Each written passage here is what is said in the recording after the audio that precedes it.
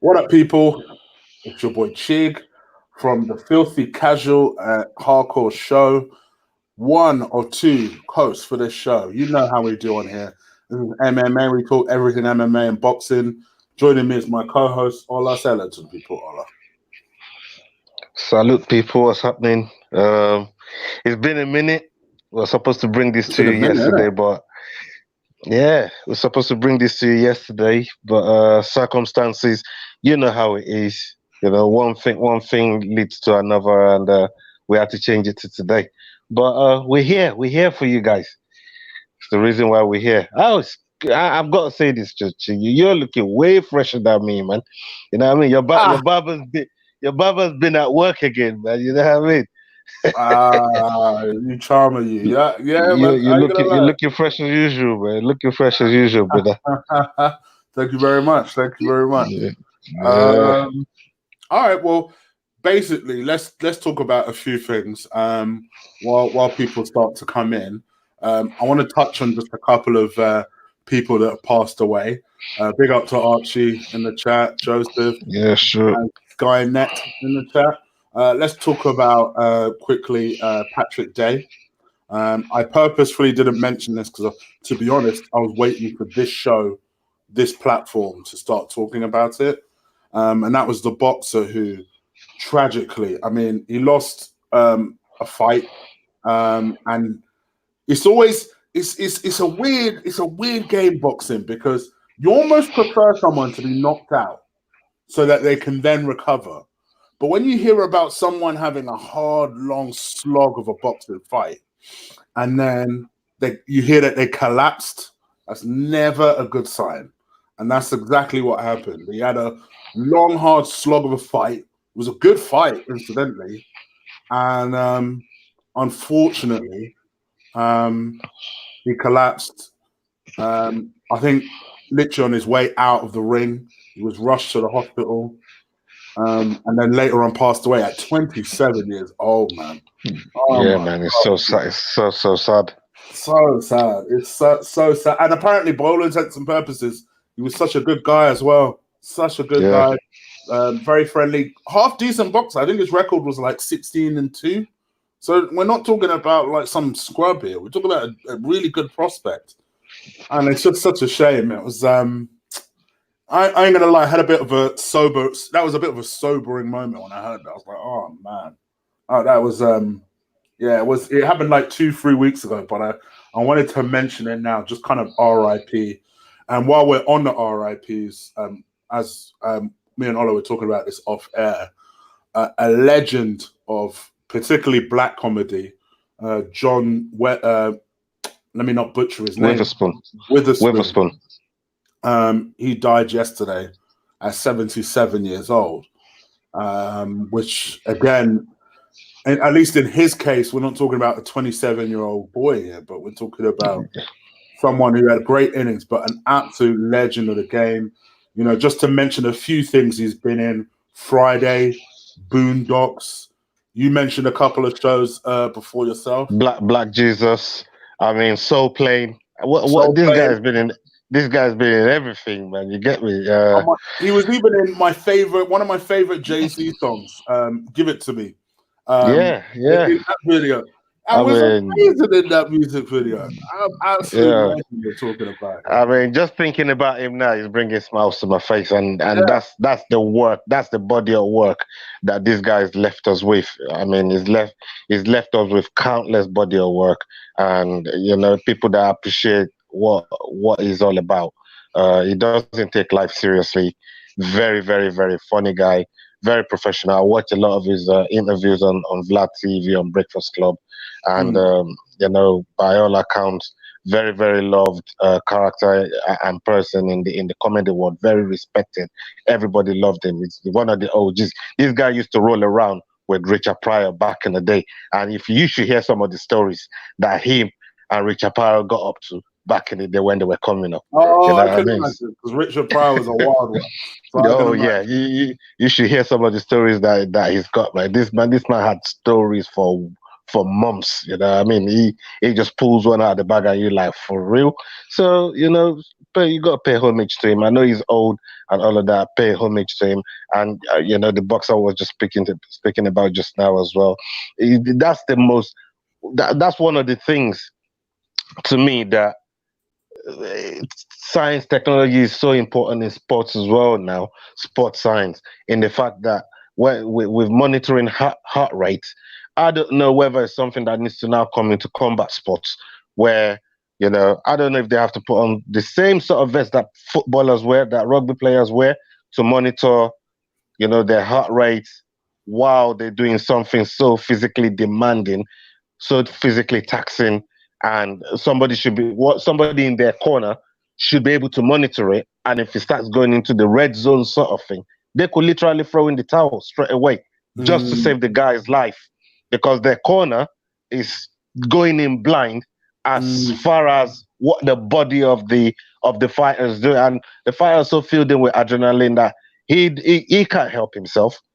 So maybe something that combat sports ought to look at after a tragedy like this, because I definitely think it's something boxing need to look at, because we're losing too many. We're losing weight. I think that's losing way too many. I think that's like the 4th death in a year. Well, one is too many, to be honest. But absolutely, four is just ridiculous. So I think we need to look at the ways of making such a wonderful sport, and it still is. It has its political problems, but the sport itself is still a wonderful sport. And if we could make a way and find a way of shoring that up, I'd be happy to do so. Just so everyone is aware, me and Ola will not be covering the KSI fight today. We'll be doing that next week. Just because we understand that will get a lot of attention, and it'll give Ola some time to actually look into these two. Like, are these two pretty good? I can imagine, and I don't blame him. I can imagine he's probably like, are these two actually turning professional? Yep, they are turning professional. So they are. They've gone pro, man. That's why the head guard's not there. That's a clue in itself. That's a clue. So, but yeah, we'll delve a lot more into that next week. Let's talk about the main thing at hand, and that is UFC 244.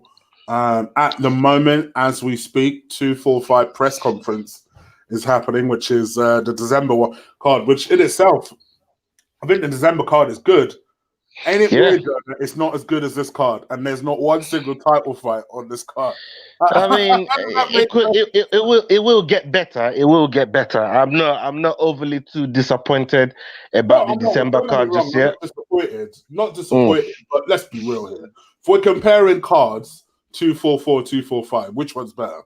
I mean, this card is fully stacked. Wow, it's stacked. Is right up there. And if there's a card that you want to sit down and kick back and watch, it's this one. But at the same time, there's 3 title fights in 245. There's 3 title fights there. Max Holloway is on there, Nunes is on there, and Usman is on there. You get me? So, you can't ask for more than that as well. You know what I mean? Where there's 3 title fights. When you look at it like that, it's not a bad card. It's not a bad card. And when fight week comes and the buzz, the reason why everybody is not really focusing on that right now is because what we got on our doorstep right now. We got 244. 244 is done. It's right on top of us right now. So for me, we still need to eat what we're going to be served tomorrow, digest it before we start looking at 245. But 245 is going to be big when it comes around. But let's talk about 244. Let's talk about 244. I agree. I think this card it looks so awesome. So I can't wait to get into it. So let's leave the main fight to the end. For everyone that is watching, please do stick a like on this video as me and Ola take you through UFC 244. Just getting the card up as we speak. So UFC 244 comes in from NYC. This is going to be a big deal fight. The damn president is going to the fight. The president is going to the fight. So, for all of Colby's, let's call it what it is. for all of Kobe's dick sucking of Donald Trump said nah to his fight, and he's going to UFC 244. Not only is Donald Trump going, The Rock himself is not only going, he's going to be presenting. But there's a reason why I think the president might be attending this fight, though. Let's be honest. All right. Let's get to it at the end. Let's go through this card. Okay. I'm not going to talk about the preliminary card because no disrespect, apart from maybe. Oh, what am I talking about? There's a couple of guys on there. There's a couple of guys on there. I didn't realize. There's a couple of guys on there. I didn't realize Walker Anderson was on the preview. Yeah, Johnny Walker and Corey Anderson and Andre Arlovski and Rozenstruik. Those two guys, that's a heavyweight fight and a light heavyweight fight. And, these are knockout artists. I mean, Rozenstruik is coming hot in the heavyweight division. He's 8 undefeated. He's got 8 wins to his name. This man chokes people out, knocks people out. Arlovski is a veteran. He's been a gatekeeper for a while now, and again, he's probably going to be the one to really welcome this guy maybe into the top 15 and get this guy ranked if he's able to get past. Let's talk about that because I'll be honest, this is the fight I know least about. Listen, I am a casual when it comes to UFC, guys. Right, I'm a knowledgeable casual, and I did watch an interview with Arlovski today. And he was talking about the fact that how he can't stand this Rozenstruik guy because apparently he's a dirty fighter. Apparently, in his previous fights, he's known for oiling up and stuff. Do you know a lot about him with regards to that? He's 31 years old. Yeah. I mean, it's coming in hot. It's not a few people out. He's a very, very. He's really good on the ground, and that's why there's this talk about he oils himself up and all of that. But you know what they say, and I'm not talking about cheating like doping, but if you ain't trying to find other ways to win, when you're in a fight, you ain't trying. So, they say if you ain't cheating, you ain't trying, but I don't mean cheating like that. It's like finding alternative ways. It's like we're not talking the type of John Jones, the type of John Jones type of cheating or people like Fedor and all of those guys when they've been cheating and that. So we're talking about proper trying to find other ways. Dirty wrestling, the Greco sort of wrestling, the same way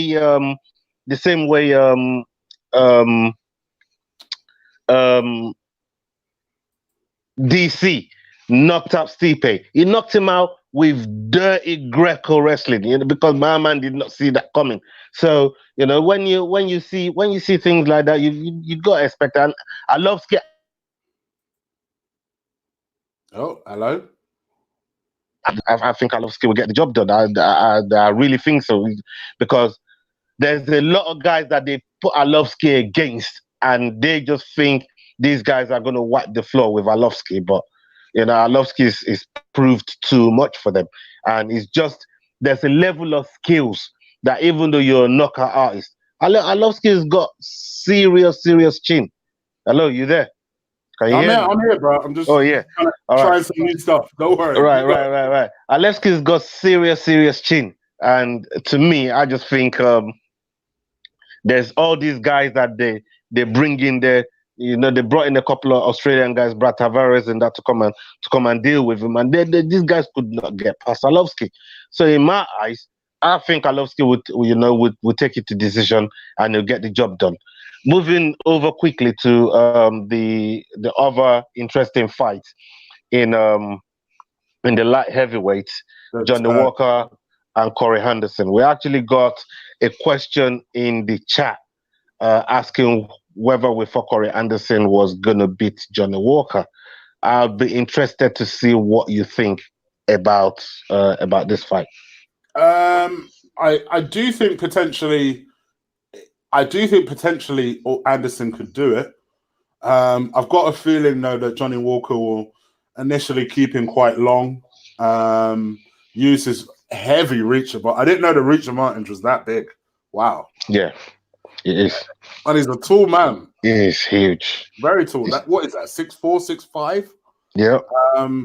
So we're looking at someone who's obviously 3 years younger, big reach advantage. You think that I think they're both hungry. I know that Anderson's had a couple of really good wins lately, and he's just trying to get, as he put it, a shot to the title as quickly as possible. Yeah. I think from his perspective, he just wants to try and motor through this as quickly as possible. Would it surprise me if he beats Johnny Walker? No. Do I expect it to happen?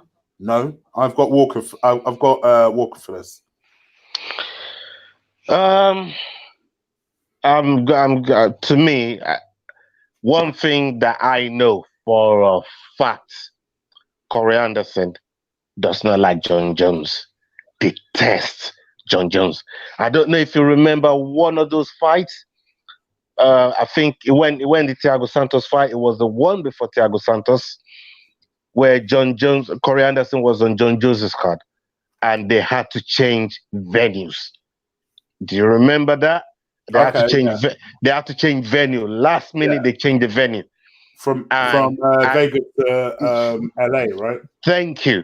And UFC did not pay nobody's fare, and they changed it because of John Jones, because John Jones could not fight at that place there. So they moved in, and Corey Anderson came out. It was spitting feathers about John Jones. So he needs to get to John Jones. But people are saying, or the word in the grapevine is saying, if Johnny Walker wins this, he's probably going to be knocking on John Jones's door, because we know how high Corey Anderson's ranked. He's up there. He's near the top 5, and John Jones has already wiped out the top 5. So basically, he's looking below top 5 now to start looking for contenders. And Johnny Walker, if he beats Corey Anderson, it gets him nearer to maybe 7th rank, because he's ranked 11 at the moment. Corey Anderson is ranked 7th. So Corey Anderson is not too far from top 5. And because John Jones has already wiped out top 5, all right, I'll still say Dominic Reyes is probably in front of John Jones. I'll still say that. I believe Dominic Reyes is in front of John Jones. Is in front of Johnny Walker. Is the number 1 contender, you mean? Yeah, in terms of is in front of Corey Anderson. Sorry, not in front of John Jones. If is in front of Corey Anderson in terms of contending for the title. So I think if I'm looking at it right, and the skill set that Corey Anderson's got, because I think he's going to try and take this fight to the ground. I think he's just going to maul him on the ground. If he doesn't get caught on the way in, I think he's going to control him on the ground. And I would go with a unanimous decision for Corey Anderson. Sorry, for Anderson. Wow. Yeah.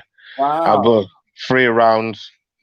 Just get him on the ground, control him on the ground. His wrestling is phenomenal. His grappling is second to none. His grappling is right up there. He's one of the best in that division. And I think if he doesn't get knocked out, actually, I don't, because he's got a chin as well. There's a thing about respecting people's chin, and he's one of those guys. I respect his chin. He has a chin, and I think he can hold it. So yeah, I'll go. You respected a chin. They got knocked out in 9 seconds. Yeah. Well, you would let me forget that, will you? I went for my boy. Oh, hey, lady. You're never gonna let me forget that. I'm not gonna hear the last of this, am I? Ashton, the show's got a chin. Yada. I know. It's gonna be a big call, but I'm gonna go for Jorge. Jorge select Ashton. Oh God! I'm going opposite to you. As Archie says, you always go opposite to me. I'm going to go first round knockout for Johnny Walker. First round knockout. Yeah. Wow. That's disrespectful to Corey Anderson. That's first round knockout. Your face. First round knockout. I'm going first round knockout. Fair enough. fair enough. You know, we'll go with it, and I'm Listen. sure. I'm sure if it happens, you're not going to let me forget it neither. So. J-Dub is the future, bro. J-Dub is the future. Okay, so there's that. So main events. Did you want to talk about Brad Travers? Nah. He's No, facing another undefeated guy as well. Yeah, facing another undefeated guy. I think Brad Tavares. I expect him. Yeah, I expect him to get the job done. But you know, you never know with these hungry guys. I mean, they're not far ranked between each other. He's 1 and fair in. I mean, he's 11 and fair in. So they're not too far ranked between each other. It's one of those. It's one of those fights where anything could happen. I actually prefer those type of fights where I don't know what the fuck could happen. I don't really know too much. You know what I mean? I'm not really too much into these guys, but they will probably give you the fight of the night, performance of the night bonus, and I love the shock when I get it from those type of fights. So it's one that I'm gonna keep an eye on when it's happening, but you know, I'm not gonna dwell too much on it. Either way on this result, it's not gonna move the needle in that position. There's too much killers in that division. We're talking the middleweight division here. I mean, you know, there's way too many killers in that for that fight to move the needle in terms of doing anything to like the top 10, top 8 sort of people. So, you know, we'll have to come back to them another time if something comes off of it. All right, let's talk about lightweight. Kevin Lee versus Gregor Gillespie. Now, for me, Kevin Lee is the biggest wasted talent in UFC. This guy talks so much breeze. You think to yourself, okay, he must be like undefeated or something. My man is what, 1 in 3? Fam, I'm telling you right now. Even. 1 in 4, excuse me. I forgot about the other one. 1 in 4. Yeah. And it's just like, bro, you need to start picking up some dubs before you start to call out Khabib and people like that. I'm like, relax. He's calling out whoever he can just to get a name out there, man. Like, fucking this man went as far as to call out fucking Brian Ortega at one point because Brian Ortega had the fucking clout. You know what I mean? He's so frustrating. Because I can see the talent is there. I can see it's there. But I don't know if it's just discipline. I don't know if it's just concentration. I don't know if it's arrogance. And I'll cut to it right now. I bet he loses tomorrow. I think he loses as well. I think he loses, and I think UFC should cut him if he loses tomorrow. Yeah, I think they should. I think they should cut him loose because he's holding up the division, man. You know what I mean? This guy's. He's holding up the division. What is it ranked? It's ranked number 10. Like, come on. 10, yeah. There's better fighters that should be in that. You know what I mean? That should be ranked there. The guy that's behind him, ranked number 10, Gregor Gillespie, the guy is fighting. To me, I think he's a savage, isn't it? But you see that thing you just put up. You just putting up chats now to confirm what you said, did it? All right, I get it. Yeah. So for me, I think Gillespie is undefeated. He should be ranked number 10. He should be ranked number 10. You know, he's fair in and out. There's no reason why he should. You know what I mean? What's his name is ranked number 10 and he's lost 5 fights. I mean, 3 out of the last 4. Like, come on. You know what I mean? This, and who can forget the chicken dance from Edison Barboza's fucking head kick? Who can forget that chicken dance he gave? I don't know. I mean, that's the best chicken dance I ever seen. Like go on YouTube. I don't know how he came back. I don't know how the hell he came back from that. I mean, anybody that really want to see the best chicken dancing in mixed martial art, go and watch Kevin Lee with Edison Barboza's head kick on him. I mean, it's just funny. It's a fucking meme in itself, man. Go and watch that. It's so funny. So, I mean, nobody's gonna forget that. But the guy can sell fights. That's the thing. It talks so much crud, but Rarely we know backs it what up. rarely backs it up. Rarely backs it up. So I mean, and the fight that he won against Michael Chiesa, I think Chiesa should have won that fight. You know what I mean? Let's be honest, Ola. His most impressive performance was the fight against Ferguson, and he lost that. Yeah. Let's be real. You're not wrong. You're not wrong. So, I don't know, man. Kevin Lee, man. I really don't want to see him in the division. If he loses the fight, I don't really like people losing their livelihood and all of that.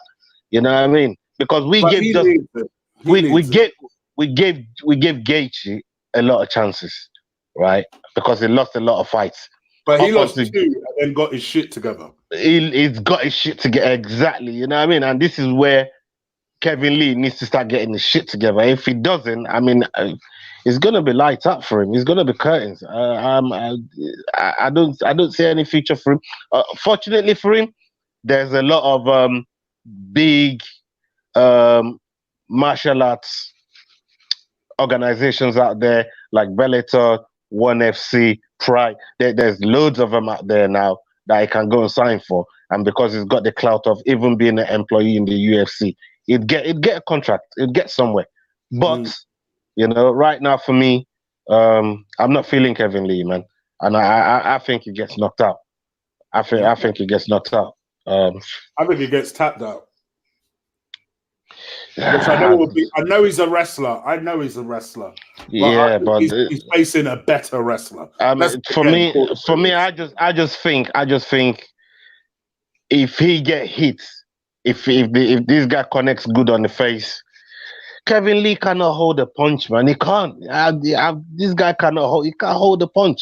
He's never been that guy. He talks a lot, but he's just never been that guy. So, like he said, thank God, Edward. He's always after a payday. That's all he's after. He's after a payday, man. So, to me, it's just another name on the card. I'm expecting the guy that is fighting to win, so that guy can go and do better things for that division because he's unbeaten at the moment, and we need more fighters like that. You know what I mean? That's going to get people off their seats. That's the kind of fighters that I really want to be backing and seeing do well. Next up is Derrick Lewis and Ivanov. Where are you with this? I'm bit nervous because I know this Ivanov guy. I watched his last fight. He's a tough little guy. He really is. You see, he's a tough bastard, isn't he? Always tough. And he's a tough little guy. I want, but I actually think this is a fight that suits Derrick Lewis. He's not a wrestler. He's facing, to be honest, a mini him. That's what he's facing. Someone with a chin, someone who just slogs, doesn't really have a lot of technique.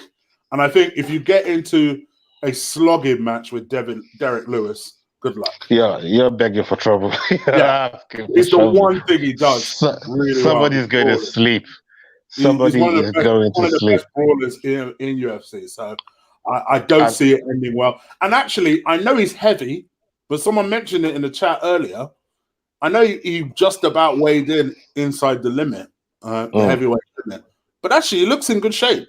He looks pretty slim. I mean, he's just come back off a surgery as well. He's just come back off of the back surgery. So he's one of those, when he's been laid out for a little while, you have to forgive the weight. So, but he's made weight, and that's the most important thing, So I think I could hear some echo there. You and your echoes are tight. He's gone now. So, Kevin Lee, I think, he should get the job done. Derrick Lewis, he should get the job done. I expect him to knock him out inside the second round. This man not even make second round. Like we said, this man's are throwing slugs. These are the type of man that by second round, they're breathing out their mouth. Yeah. because they tried to knock each other out in the first round. They just throwing everything at you in the first round. So by second round, these two men are gonna be fucked. They're gonna be so tired. it's just going to be one punch, rest, throw one punch, rest until something connects. So it's going to be one of those fights where, like you said, there's no technique. They're just going to throw mud at the wall and see what sticks.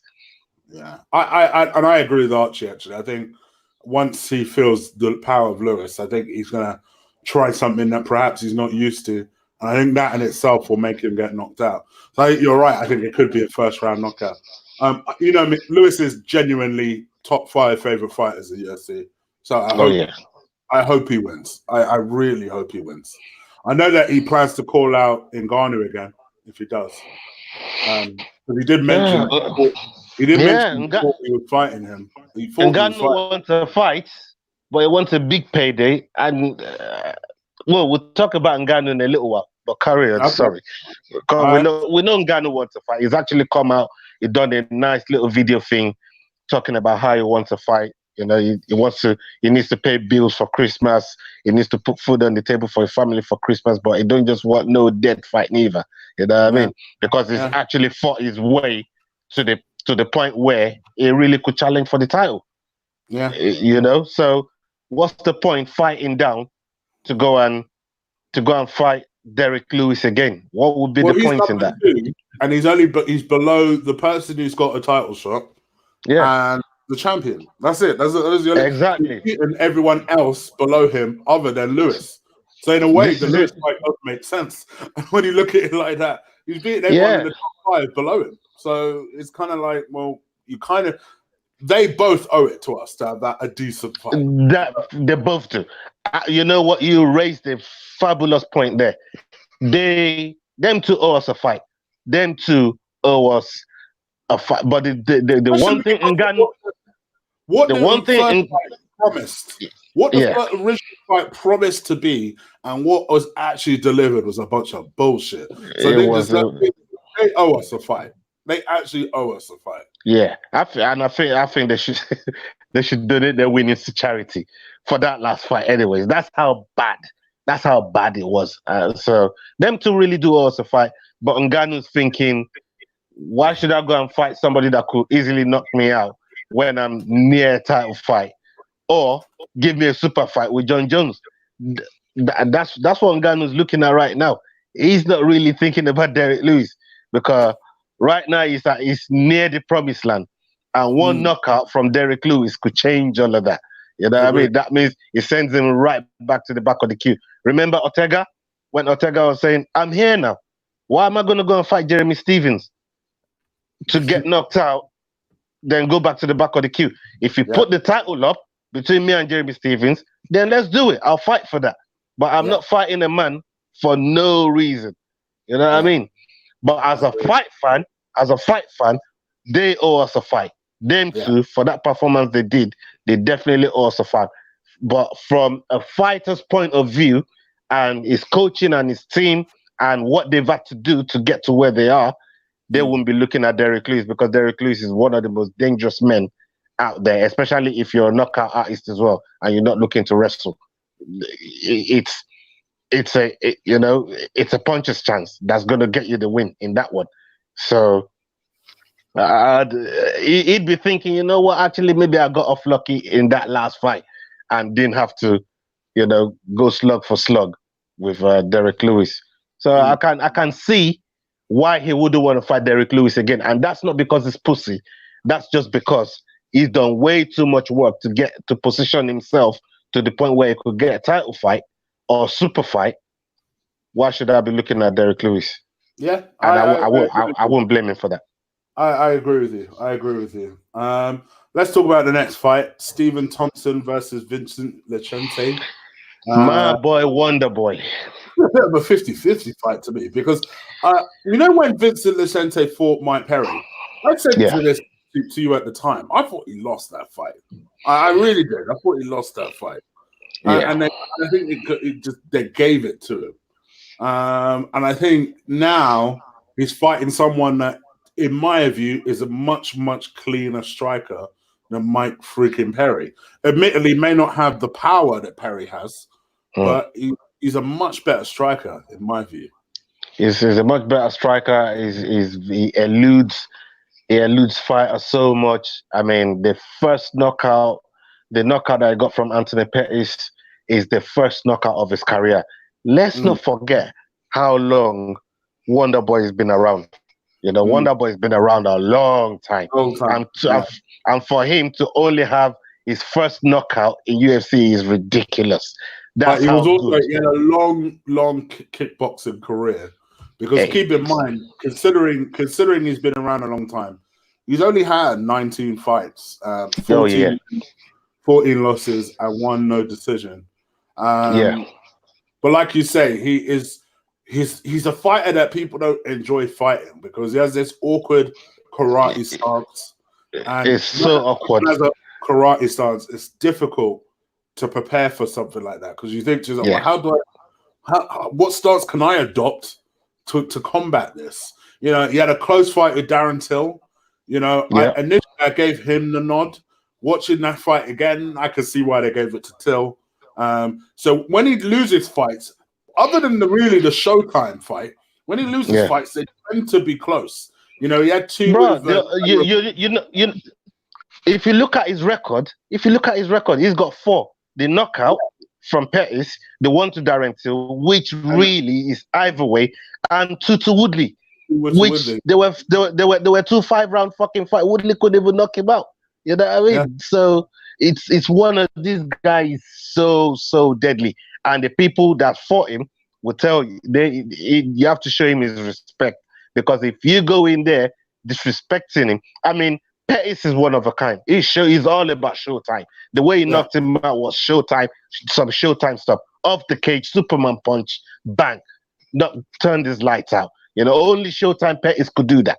You get me? So it's just one of those. And he didn't see it coming. It's his first knockout. So the 4 losses on his record, you look at the people that he's lost to, these, you know, apart from Till, that I would say is the up and coming, and that was even where he's lost to some very, very, very good fighters. Yeah. So he needs a win. He needs a win, and I think he's gonna gobble up Vicente. I think he's gonna gobble him up. I ain't gonna lie, we don't often agree on UFC fights. Thompson's my pick. I think Stevie Boyd wins, beats him. I just think he's a much better. I just wasn't impressed with Luque's last performance against Mike Perry. And as soon as this fight got made, I thought, okay, well, you're going to get your ass kicked by Wonder Boy. So, but then again, styles make fights. So who knows? Maybe he adapts better. Of course, Stephen Thompson. Of course, so, the only thing I'm trying to preach is don't look at Stephen Thompson's record, see 4 losses, and let it fool you. You know, because the people he lost to, the very best. The very best, you know. That's all he's lost to. You know? Even with Pettis is just an unpredictable guy. And let's be real here. If we look at that Pettis fight, he was winning that fight up until the knockout. This is up until the knockout. And let's not forget that knockout got Pettis the fucking interim fight with Dustin Poirier.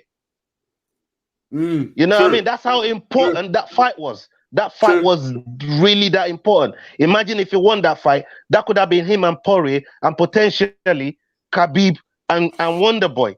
If Wonder Boy beats Poirier, who knows? You know, so that's his fine margins in mixed martial arts. Like one simple mistake could knock you back so many steps to the point where he's fighting raggedy people like Vicente Luque. You know what I mean? This guy could have been in Dubai fighting with Khabib. Who knows what might happen? Who knows? You know, I'm not saying it a big Khabib, but who knows? And don't get me wrong, Dante, it was a great fight. I expected it to be a blowout, to be honest. I thought Luque would do a number of Perry, and Perry was the one that impressed me out of the 2, actually. Because like I said, I thought he won the fight. But to me, I just think Thompson would be too much. It'll be a points thing. I don't see anyone necessarily getting knocked out. I just think it's going to be a striking lesson. It's going to be a striking masterclass, and we deal one. I enjoy shit like that. People that control distance, question mark kicks. I mean, I love all that type of shit, man. You know what I mean? So for me, it's gonna be fantastic to see him back in the octagon. I've missed him, and I can't wait to see him back in the octagon doing what he does best. So I definitely will be rooting for him on the night. Next up, we have now before we get into this fight, but which by the way is Darren Till versus Kevin Gastelum. Did you see that bullshit weigh-in of Kevin Gastelum? Some DC shit, bro. What kind of nonsense is that? It's crazy, man. I mean, look, these people have to sell these fights. They have, and in such a big card where literally everything has been about the main event. Nobody is really talking about the undercard and who's on the undercard and who's on the prelims, and nobody is really talking about these guys. Everything has been about BMF this, BMF that, Masvidal this, Diaz that. I mean, it's been ridiculous. The whole thing has just been mad. So these guys haven't really got a shine, and then he's had to try and do something. And on top of that, you look at someone like Darren Till. He's not really made any efforts to sell the fight neither. You know what I mean? It's not really it's not really got that gift of the gab. Not like a Michael Bisping. Bisping will sell a fight, isn't it? You know what I mean? Like, you see what I try to say? Bisping will fucking talk this. It will bring that talk. It will. You know what I mean? It will hype it up. And this is a pretty big fight for Till, though. Like, I heard Michael Bisping say this earlier this week. He's got to win one. Like, he's got to win one of these big fights. And this is a pretty. I don't big see fight. it, man. I don't see it either. That's the truth. That's the truth. I really don't see it. As much as I think an Adesanya fight and Till fight would be interesting, it'd be a striking masterclass by both of them. But I just think Gastelum is that step above. Yeah, I'm sorry, man. Till is not even in the level of Stylebender, man. It's not even in that level, man. It's not even levels, man. I know you put your t-shirt. It's not levels, man. Like this, when my boy says there's levels to this thing, blood. You know what I mean? Like, I'm sorry, man. Like, there's levels, man. That's wicked, man. Till's the Shaka of MMA, bro. That's the best. That's the best quote I said tonight, man. Shout out Edward, man. That's the best one I said. You know what I mean? There's levels to this thing, man. You can't stand in front of Stylebender, man. Like, come on. You know what I mean? To me, he needs a few. And Gastelum is a fucking crazy welcome fight to the middleweight. Yeah, I don't think it's going to end well for him. I disagree. I do think, as much as I hope you're right, I do think Stylebender will eventually lose. He just takes one too many hits for my liking. I don't like it. But we digress.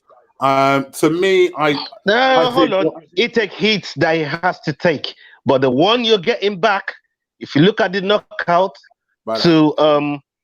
if he fights to Whittaker, if you look at the knockout to Whittaker, he was eating a punch from Whittaker while he was giving two back. You know what I mean? So John Jones, it's a wrap.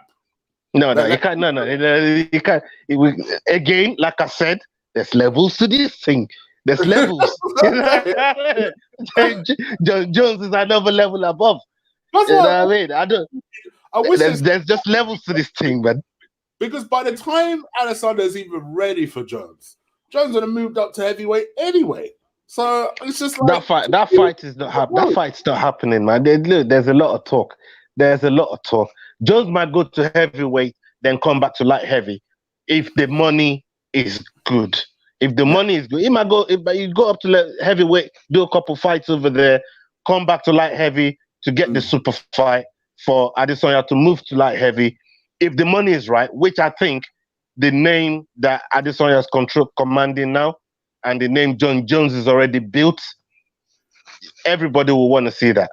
you know, I agree and with both of this. them ain't lost. I And agree if with both of them carry on in this trajectory, not losing, and we're gonna get that fight, somebody's got to lose that fight. I'm gonna pay to watch it. To me, yes, I know MMA is not boxing, but if I saw a boxer that takes the hits that Adesanya takes, I would say, okay, it's not long. It's not going to be long. You know, he needs to be more evasive. That's the only thing I would add to his game. You know, just be a little bit more evasive. I mean, obviously, how much criticism can I give a middleweight champion? I mean, really? But that hasn't lost the fight yet. Hasn't lost the fight yet. But let's get it right in the UFC. That hasn't lost the fight yet in the UFC. I worry him because I support him. That's the main point of what I'm saying. I love him as a fighter. Whenever I see those hits, I'm like, oh, brother, please just evade a couple. But to me, going back to the Gastelum fight, I think he mauls Till. And it wouldn't surprise me if my man is actually injured until April. It wouldn't surprise me if Dana thinks, well, the first fight was amazing. Why don't I just make a rematch with Gastelum? Yeah, that's a good shout. Very good shout. And can Till face Paulo Costa as a welcome back fight when Paulo Costa gets better from his bicep injury? Damn, you don't like Till, boy. Why would you feel it Oh, you said I don't like Till. I've just got Till is the shaka of the MMA in my head. So to me, I think that's an excellent comparison. To me, he believes his own hype, Till. It's just like the way he talks, you'd think he's won multiple world titles in different sports. Like, bruh, you've had a few fights where you were briefly undefeated. You got knocked the fuck out by Jorge, which is no disgrace. And then it's no disgrace. I mean, you know, by Woodley, like completely, which again is not necessarily a disgrace, but it's just like just be easy. But I also think you'll get mauled in this fight. I really do. I don't even think it'll be close. I think it's going to be a tap out. Let's give him a little more credit. Round 2, tap out. Round 2 tap out. Yeah, I'd go with that. Actually, I wouldn't even say tap out. I'll say round 2 TKO. The ref has to pull him off. Doesn't get knocked out, this guy don't got chin. He don't got a chin, man. This man don't have a chin, blood. He gets dropped. What you telling me Woodley didn't fucking drop him? This man, he gets dropped too much, man. Knocked out once. He gets dropped. And when he get dropped like that with somebody like Gastelum, he's all over you. He's all over you, man. Gastelum is like a bull, man. You know what I mean?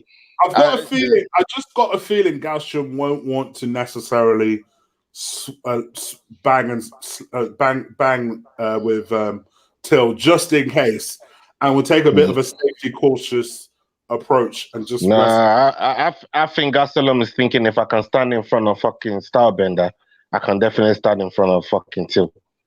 Maybe, you know what I mean? Maybe because he's stepping up, so it is possible. But to me, I don't see good things for Till here, and unfortunately for him, that'll be what. Till is supposed to be the pride of Liverpool, man. Like even Liverpool fans don't want nothing to do with Till, man. Like, it was supposed to be the new Bisping, and nah, man, nowhere near. The man can't sell fights. He ain't got no talk. He ain't got no panache. You know what I mean? I mean, if you're gonna lose fights, at least talk trash like Kevin Lee. Like do something. Give us something. You know, give the fans something, man. Give us something, man. And yeah, I don't know, man. I think Gastelum is all over him. He's gonna be all over him. So I think a TKO gets him out of there.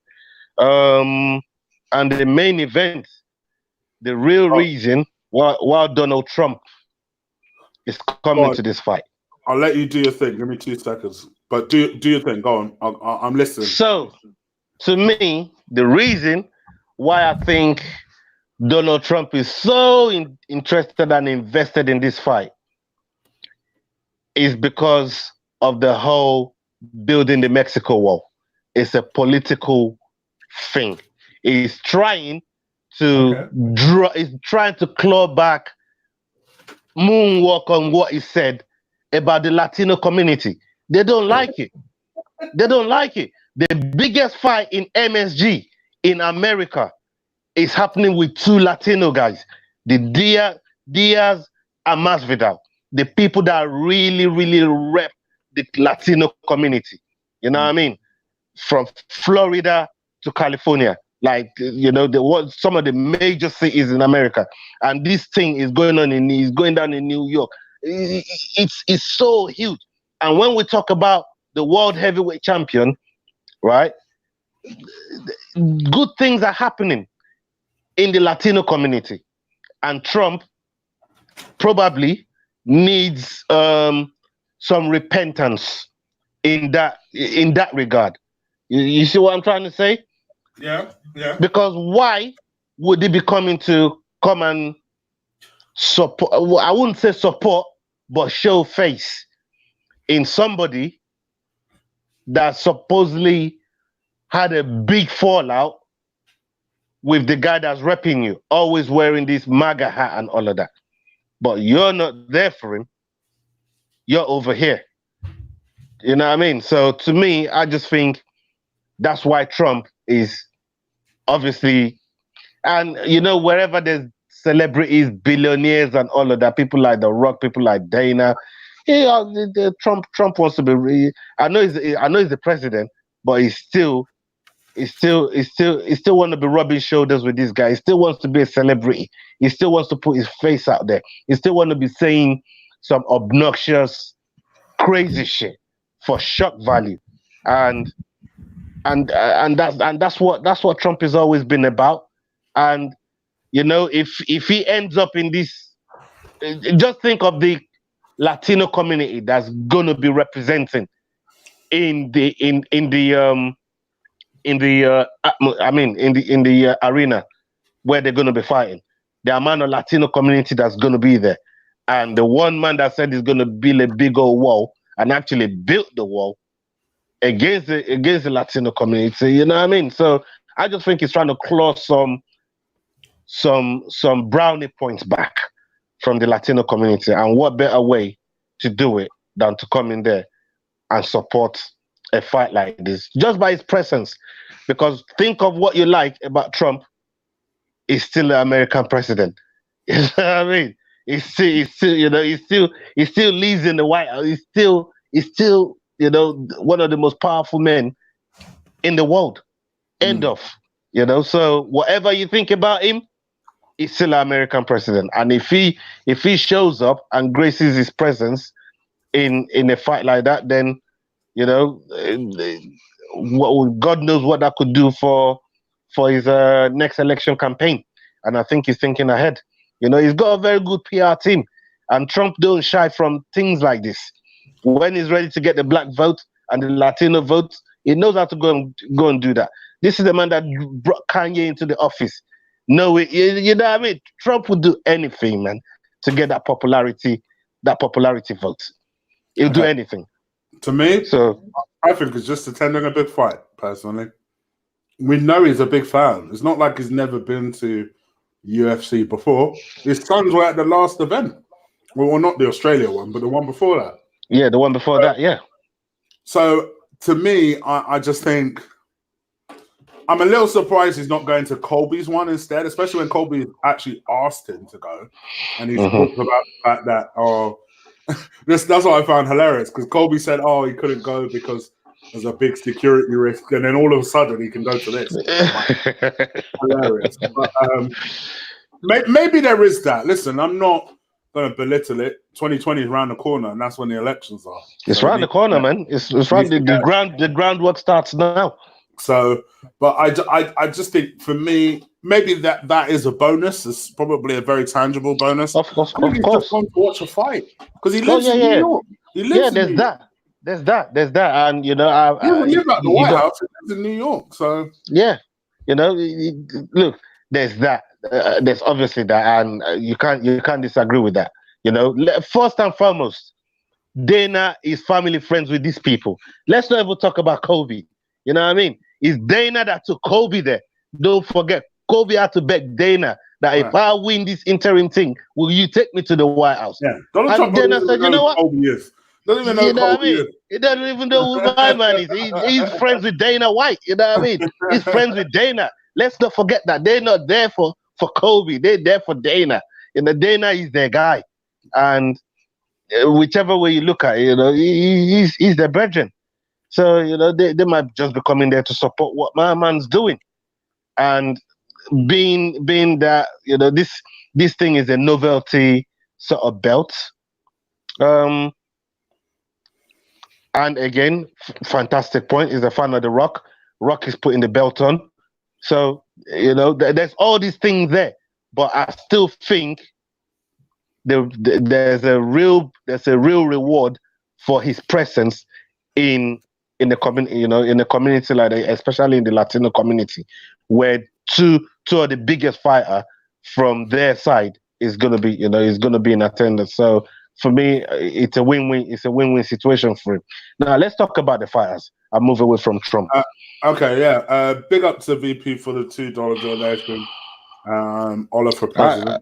I don't know. I don't know if I make a good president though. You know what I mean? God damn. You get yourself I'll end up like Bill Clinton, man. You know what I mean? Monica Lewinsky and all of that. Don't let wifey hear that. Don't let wifey.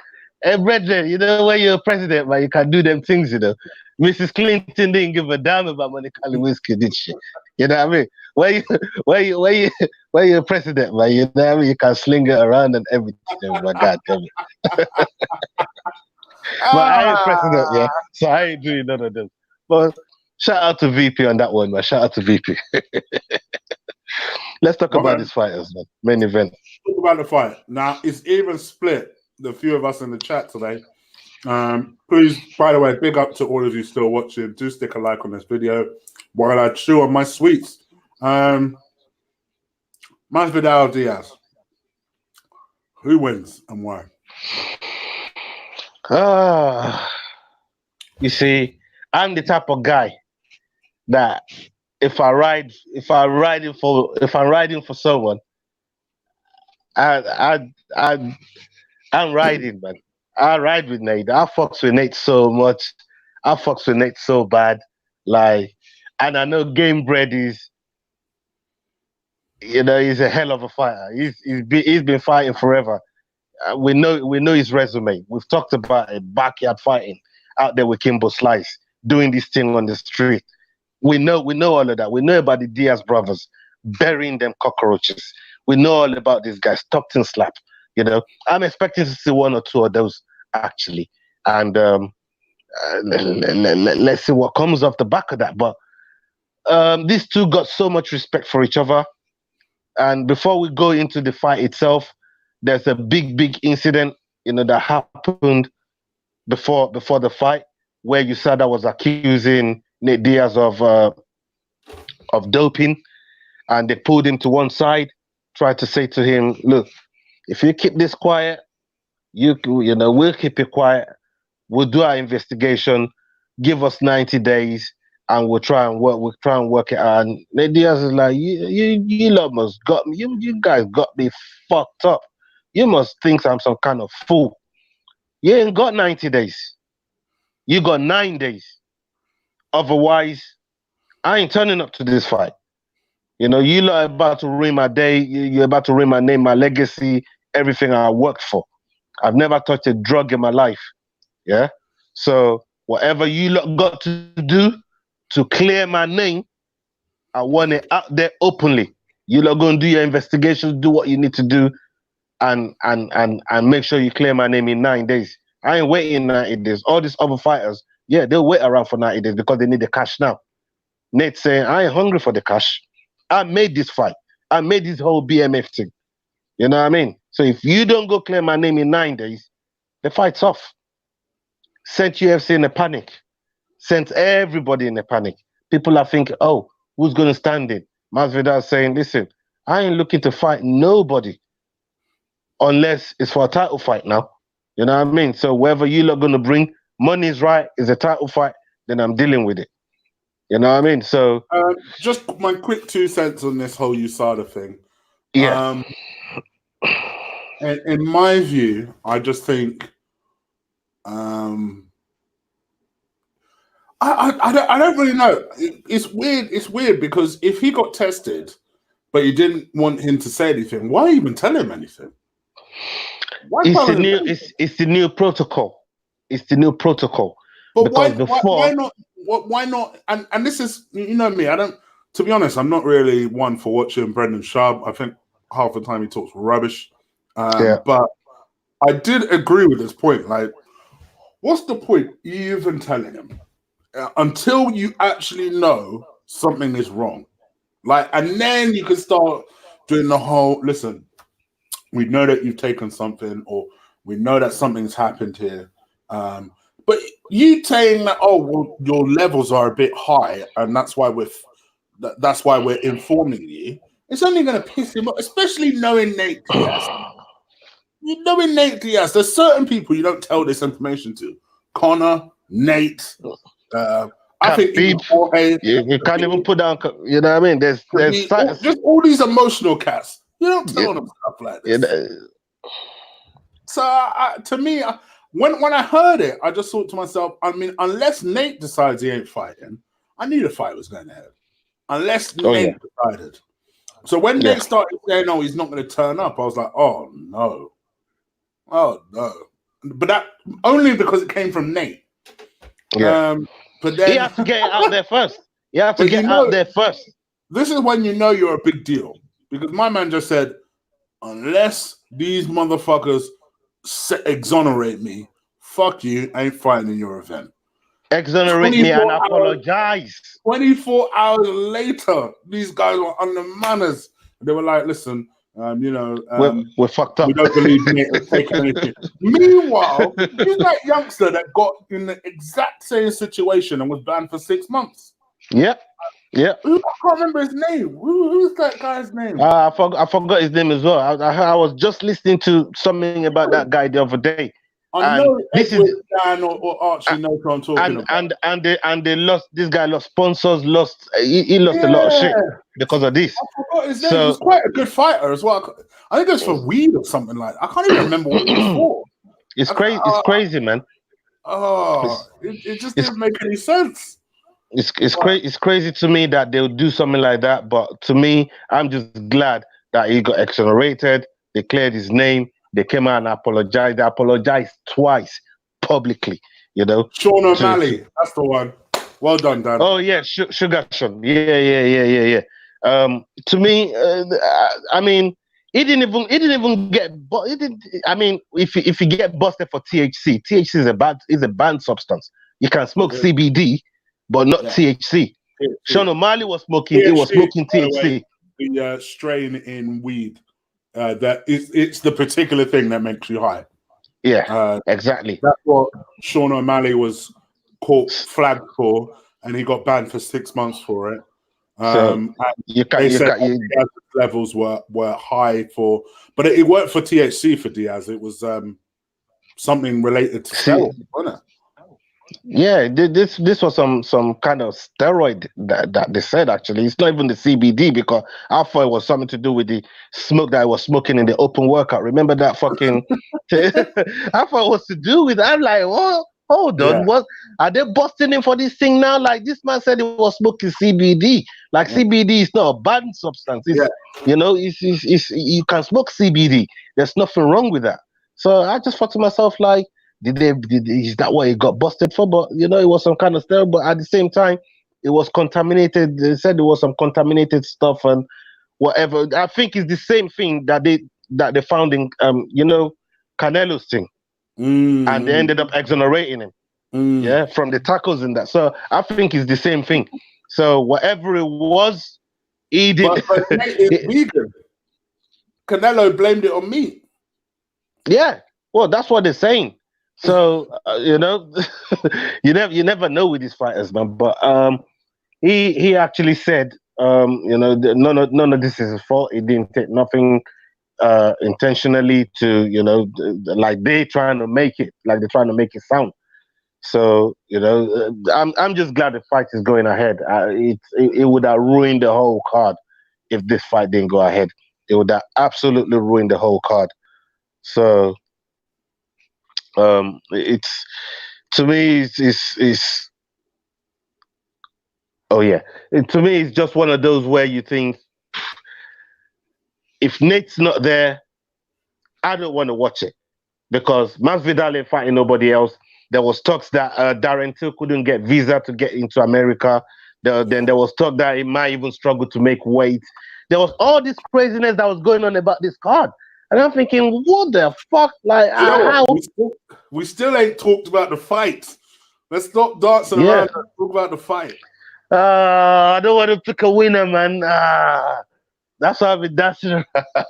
I don't want to pick it. You know what? I ride for Nate, man. I ride for Nate. You know what I mean? I ride for the Diaz brothers, man. So I'm gonna go with Nate. I'm gonna go with Nate. I think Nate wins on decision, or no. Yeah, I think he wins on decision. I was gonna say submission, RNC, but I think he wins on decision. He's just a hard guy to put away. Nate is so tough. He'd rather die before you knock him out. He'd rather die before you choke him out. So how do you put Nate away? I don't know. And he's got cardio for days. I'm gonna go with Jorge TKO round 3. Yeah, you heard me. TKO round 3. Your boy's going down. Bro, TKO. Jorge's my guy. Plus, listen, hear me out here. First of all, I don't think he's going to get knocked out. I think the ref's going to have to pull him off him. That's why I say that. I just think... Yeah, but even that... He's so close to a title fight. I don't think he's going to fuck it up now. Remember, Jorge wanted this fight, 2 years ago? People forget that. Remember when this fight was almost arranged 2 years ago? And then pulled out of it. And I think, yes, I know Nate was the one that called him out, so you'd think maybe Nate is prepared for him, but I do think people slightly overrate him. And I'm just saying, I think people love the idea that Nate is untouchable than what the actual reality is. No, far from that. Nate's fight is always a bloodbath, man. Just my opinion. This is my view. My opinion is, I think Nate is a fabulous martial artist. There is no doubt about it. He is a pressure fighter guy. He loves his dirty boxing. He's obviously a very accomplished jiu-jitsu guy. But I just think people overrate him a little bit, in my opinion. And I think I see enough, because people forget Pettis touched him a couple of times. And I think if Jorge touches him those same couple of times, it's going to be a very different fight. And I think it's going to be a brutal fight. I think you'll see them both bleed heavily.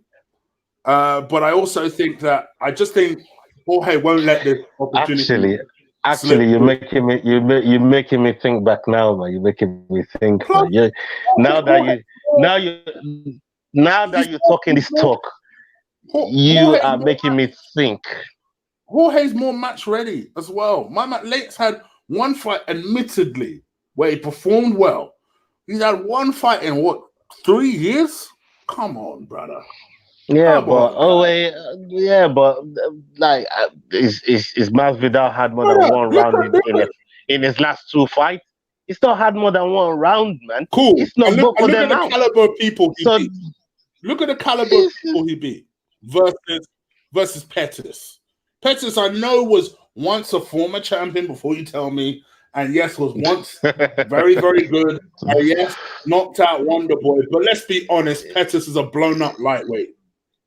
Let's be honest. It's still showtime, man. It's still showtime, though, man. It's still showtime, man. I'm telling you, Gamebred's got this. And every time you go against me with Gamebred, you know what the result is. You already know it. Fam. You're making me think, man. You're making me think back to... I've just had a flashback to Conor knocking down Nate about 2-3 times. He's just touching him, and Nate's just sitting the fuck down. He gets back up, touches him, and then Nate sits down again. And I'm getting that flashback right now.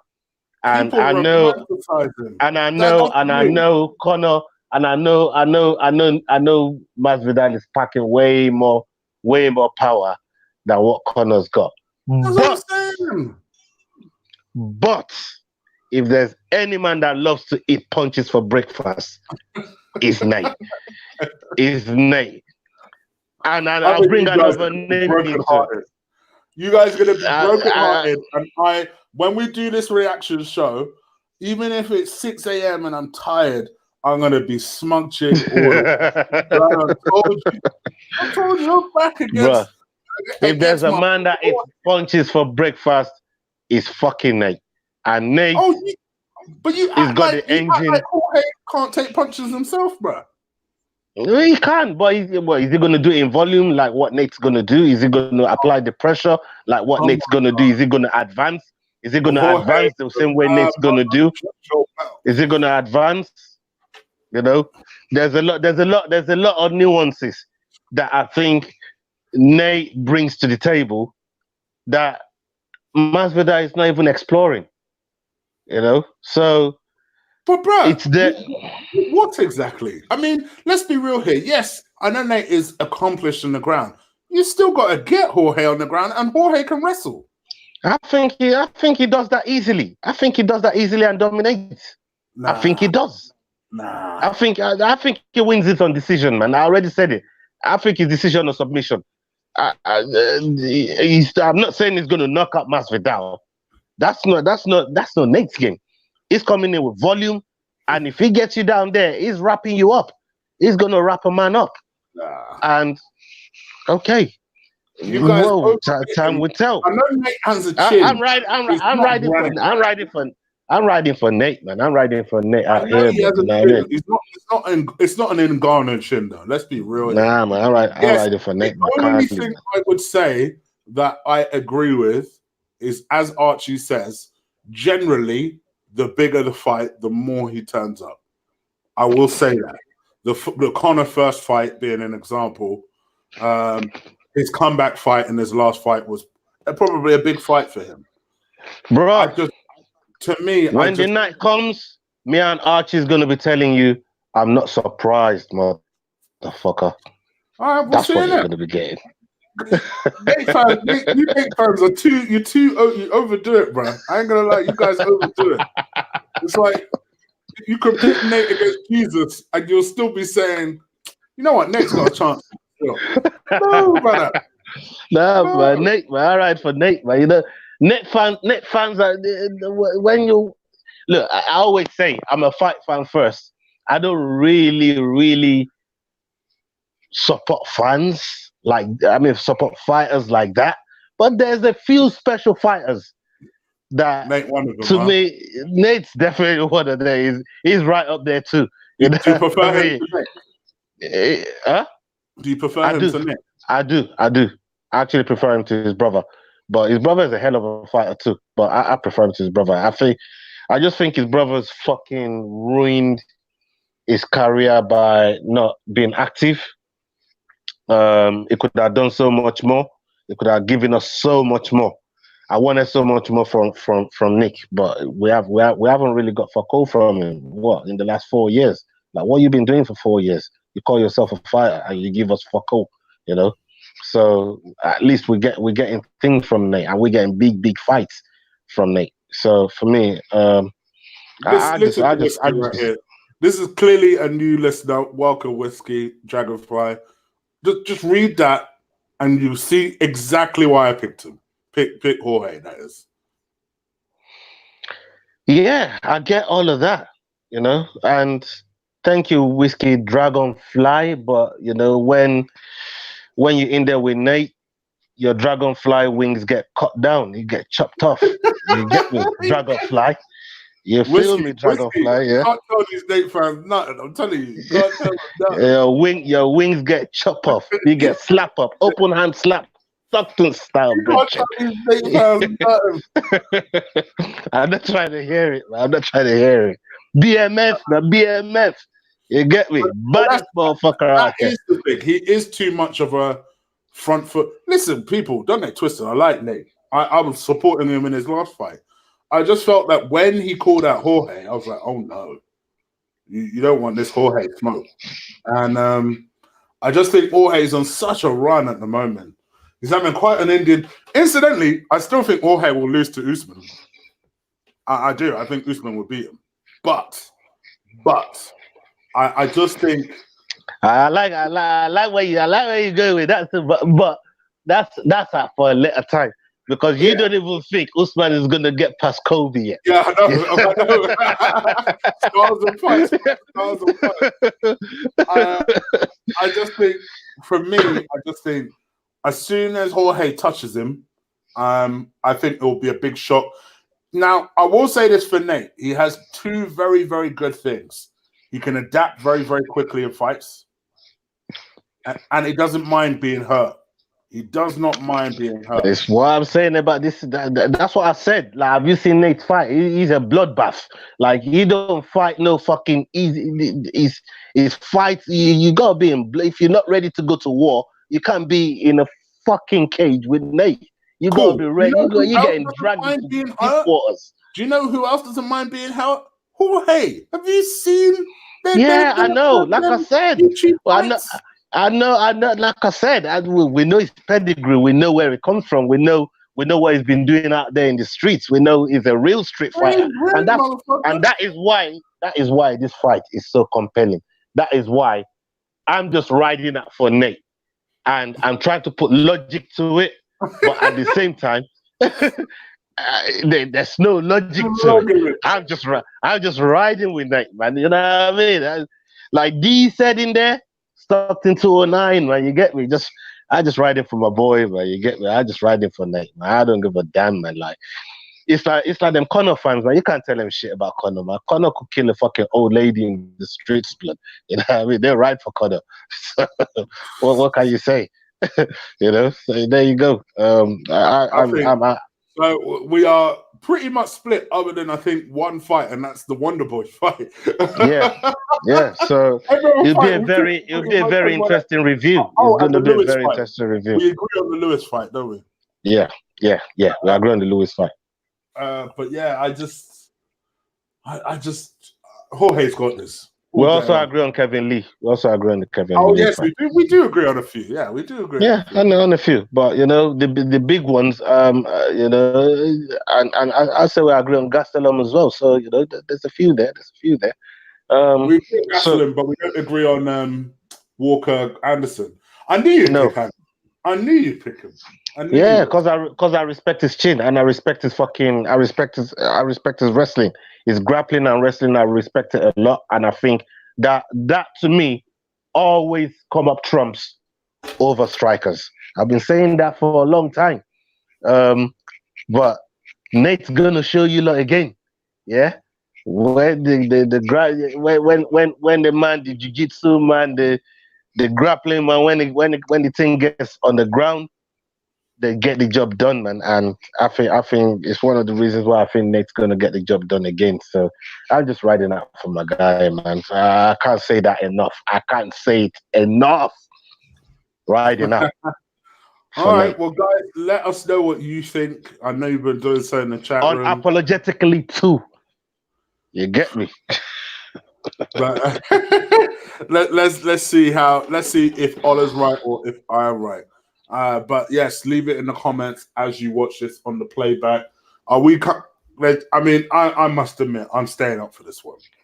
I'm straight up staying up for this one. I hope you do. I got a big ass bottle of rum.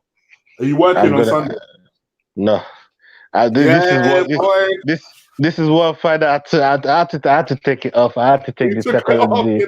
I had to take it off. Like, I've been grafting the whole week just for the build up for this weekend. Sleep on you, but we will be reviewing it straight after. And yeah, we'll power through it. Usually my wall is 4:00, 4 a.m. If I can make it through 4 a.m. without falling asleep, I will be up. So 4 a.m. is the key spot for me. And you guys that don't follow me on Twitter, go and follow me on Twitter. I'm there. I'm always active on fight nights. You see me tweeting out there. Come engage with me. Let's talk about the fight. Let's talk about how you see it going. Who's winning rounds? Who you think is going to win the next round? Do you agree with the judges? Stuff like that. If you really want to talk about the fight and all of that, at me on Twitter. Let's talk about it. I'm always willing to engage. I'm always on Twitter talking about it, so I'm always willing to engage. I ain't gonna lie. I like this whiskey, brother. I like this whiskey, brother. Come read that and watch and come and talk to me. Read that and talk to me. Got nothing to say now. Got nothing to say. Exactly. Please. This is logic. We ain't going with just a Jorge fanboy. This is logic we're talking about here. Brother, come on. Okay. Listen, people love this gangster. Go on. Yeah, but when Nate stood up to some of the best strikers in the division, and I'm talking about Showtime, I'm talking about Conor. Conor was regarded as one of the best strikers in the division, in two divisions even, not just one, two. And Nate just came around there and done his dance. What about that? People want to overlook that like that was nothing. Nobody was doing that to Conor. Let's not forget what Conor did to Eddie Alvarez. You know what I mean? Like, come on, what he did to RDA. You know what I mean? Let's not. Why is people overlooking this? You know, it's not something to be overlooked, man. You can't just go Archie, in there. You've got to get his back to be able to apply that rear naked choke, my bro. It will happen. It's a step-by-step thing. It's a step-by-step thing. Step-by-step thing. It's a step-by-step thing. There's no steps to take? What happens when there's no steps to take? Then Nate will advance. It will put the pressure, and it will just land punches in volume. That's what Nate does. This fight. Me and Ola, that's what Nate does. Man. And we completely and utterly disagree about this outcome because we love both guys, and Jorge is another one. I know you love Masvidal so passionately. I want to see Masvidal lose because of what he did to my boy Askren. There's that element there. Now we get to it. Now we get to it. Speaking These are my confessions. Before we wrap things up, you got to talk about Askren and Maya, man. Oh, God. The bomber clock happened there. What happened? What a fight, though. What a fight. Well, it was a let's not dress it up no other way. What a fight. If you're a fight fan and you love the nuances, the transitions, pulling guard, jiu-jitsu, wrestling, this fight had the whole. I mean, even Askren was trying to fucking strike, and it was coming with some mad uppercuts that made fucking Damian Maia face look all mad, you know. But Askren didn't have enough for Maia, and everybody, there's a meme out there with Usman. I got it on my Twitter page. Go look at it. Usman had Maia's foot. It was he gave him an arm's length, and he was just slapping Maia's foot. Yeah, and Maia was just laying down on his back with his hand behind his head, like, Usman, I dare you, come down here, I dare you. And what did Usman do? He just held him over there. And let's not forget how much of a wrestler and grappler Usman is, but he still respected my man's jiu-jitsu. You know why? Because if you disrespect, no matter how good your wrestling is, if you disrespect Maia's jiu-jitsu, what happened to Askren is what's going to happen to you. You're going to get squeezed and choked out. I slightly disagree with Archie here, where he says the mentally fragile. Actually, I think he's pretty I don't think he's mentally fragile. The abuse is taken at the moment. You've got to be strong mentally for that. I don't think he's mentally fragile.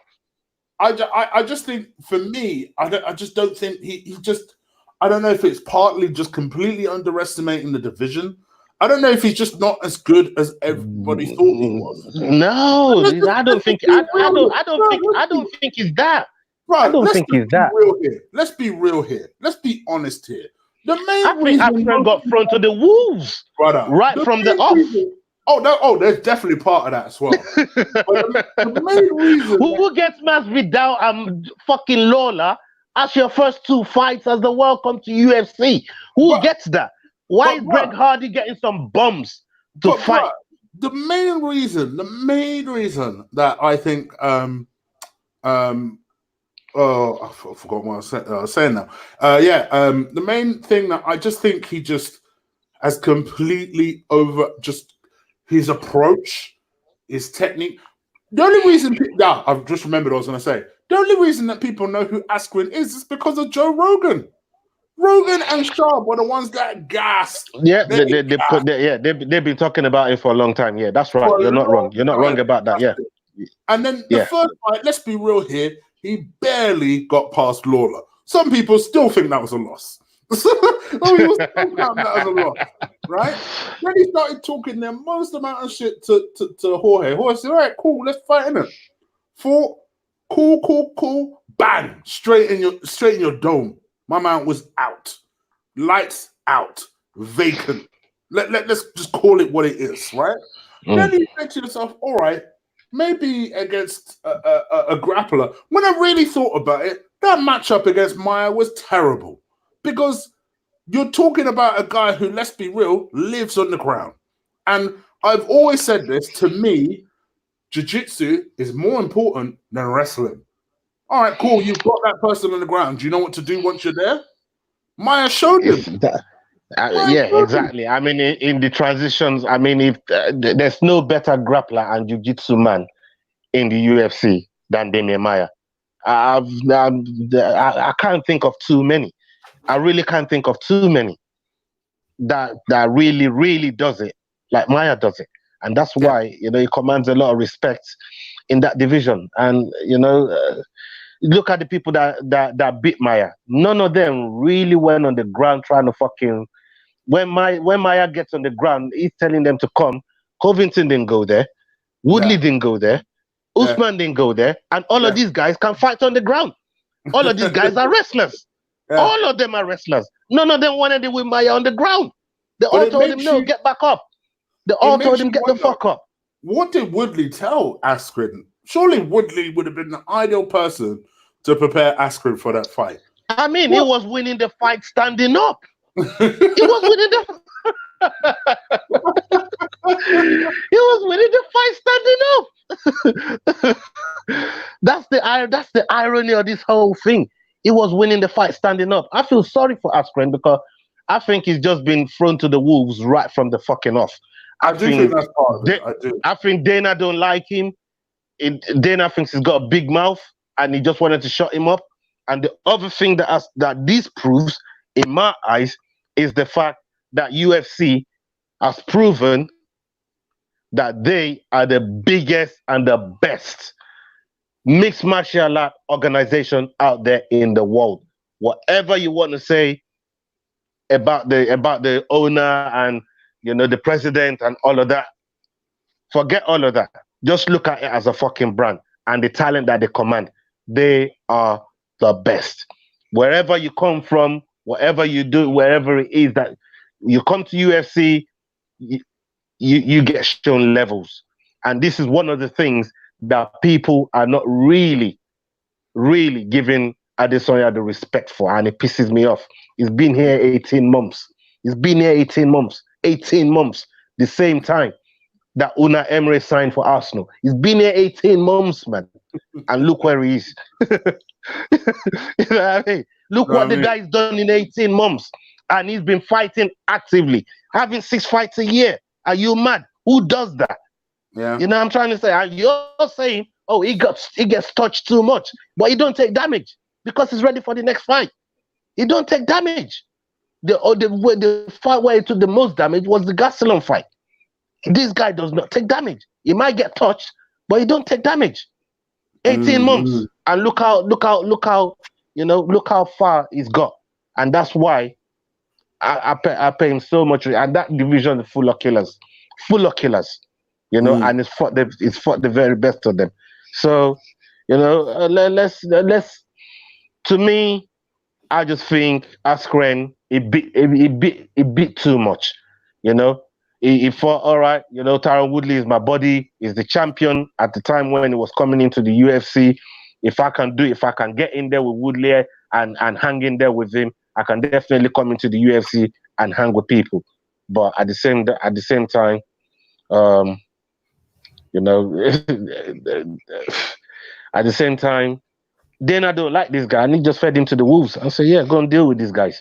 You know, that's Masvidal for you. Yeah, that's Robbie Lawler. He'll knock your lights out. You know what I mean? He'll punch your fucking faces, and that's what happened. Do you think Ben retires because he's talking about it? I don't think he retires. A lot of these people. Jacare was talking about retiring. Where is he now? He's moved up fucking weight class. You know, so they all say they're going to retire. You know, there's certain fights that when a man has that fight, you know, he's gonna hang. He's gonna, you know, like Diego Sanchez, or Gustafsson. When those guys have that fight, who would you match Askren up with now? Though that's the thing. Till maybe. I think Till is a very good is a good because that would be a crossroads fight for both of them. But Till's just moved to middleweight. Oh, he'll come back. When he gets mauled, he'll come back down.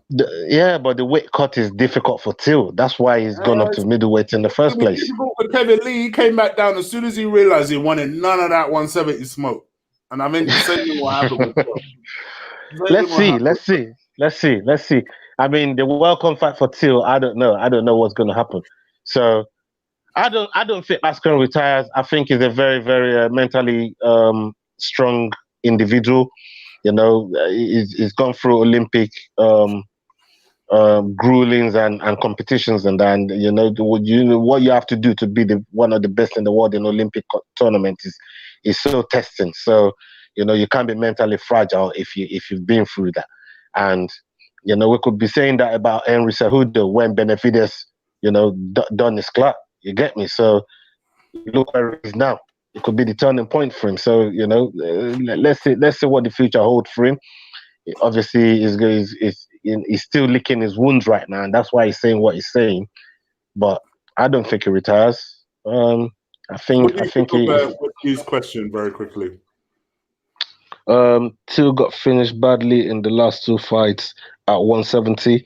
Now his first fight at 185 against the former title contender. Did Till management misadvise? Yes. I don't just think it's his management as well. I think Dana White is got to take a slice of the blame in this one as well. Do you think he's given up on Till? Let me remix this question. Do you think White has given up on Till? I don't think he's given up on Till. I think he likes Till a lot. I don't think he's given up on Till. Why match it with Gastelum? That to me sounds like a mad fight. To me, if he's giving up on Till, it wouldn't even give him Gastelum. He would just say, you know what? Go fight rank 15 in the middleweight and work your way up. Oh, bro, why not take a top 15 as a middleweight for the first fight at middleweight? For the first fight. That's what I think he should be doing. That's what I think he should be doing. You know, take 2-3 fights to cement yourself as a middleweight, get the feel of it. But going straight to fucking Gastelum is suicide. Absolute suicide. And shout out to Whiskey Dragonfly for that one. I ain't cutting your wings for that question there. That's a wicked question. Oh, damn it. Fucking adverts just popped up. Right. Let me look at the rankings for middleweight real quick before we get up out of here. Oh, is it downloading? Oh, for fuck's sake. Okay, never mind. Ain't that important. But yeah, to me, I just think I would have liked to. I wish I could hear myself in the yeah, to me, I would have preferred him to have gone with someone in the top 15. I just think Gastelum is such an animal. I think he's going to, honestly, I think he's absolutely going to tear him apart. Do you know what we should do? Let's have a thought. Why don't we do a watch along? That could work if I didn't have like 3 or 4 of my other MMA brethren in my yard. We've got a big bottle of rum ready to go for the night. That would have worked nice if it went for that.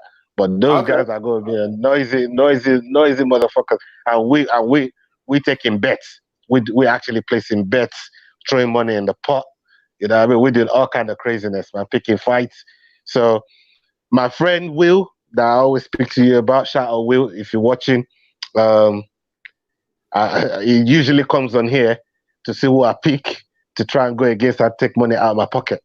So, but I'll always give you my honest thoughts on this on the show when I'm on the show, regardless of what Will is gonna try and do. But it always comes on here, grabs what I'm fucking going for, and then comes and try to pickpocket me. So we're gonna see. We're gonna see. All right. Well, we've done wow, an hour and a half. So guys, hopefully you've had your fill. Thank you very much for staying with us. Yeah. All of you in the chat. Please like on this video. Push up the rankings and let it get noticed. Me and Ola will be back tomorrow. And we'll get a good review in and then get some sleep. So yeah, absolutely. Enjoy the rest of your Friday night. You're gonna get drunk, Ola, man. I'm gonna be fucking lit, man. I know you are. I'm gonna be litty like a titty. Well, yeah, it'll be fun, though. It's gonna be fun. So yeah, please do stick a like on this video. Do hit that subscribe button. Obviously, I do mainly Arsenal on this channel. But every now and again, we cover the big cards, and that's what this is about. So I hope you guys have enjoyed it. Take care. We'll be back tomorrow. I will do also my usual watch-alongs with Lee and that tomorrow afternoon, so keep an eye out for that. Until tomorrow. Take care. Peace. Salute.